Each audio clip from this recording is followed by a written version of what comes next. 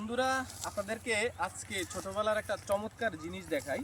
সেটা হচ্ছে যে আপনারা এখানে দেখতেছেন যে এরকম ধান ক্ষেত যখন ধান কাটা হয়ে যায় তখন এরকম ধান ক্ষেতের মাঝে মাটি ভরাট থাকে। কিছু কিছু জায়গায় এরকম ছোট ছোট গর্ত থাকে, গর্তগুলো দেখাও একটু। এই গর্তে যখন ইঁদুর এই কৃষকের যে ধান করে মাঠে সেই ধানগুলো নিয়ে ভিতরে চলে যায় অনেক গভীরে, তখন তারা কি করে, তারা এই ধানগুলো প্রায় দুই থেকে 3 মাসের জন্য তারা এই ধানগুলো সঞ্চয় করে এবং কি এই ধানগুলো তারা পরবর্তীতে তাদের আহার হিসেবে গ্রহণ করে।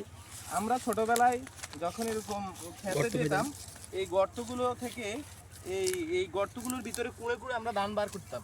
এই দেখেন, আমি আপনাদেরকে দেখাই, এখানে এখনো ধান আছে। তার মানে কি এই গর্তগুলোতে এখনো পর্যন্ত ইঁদুর আছে।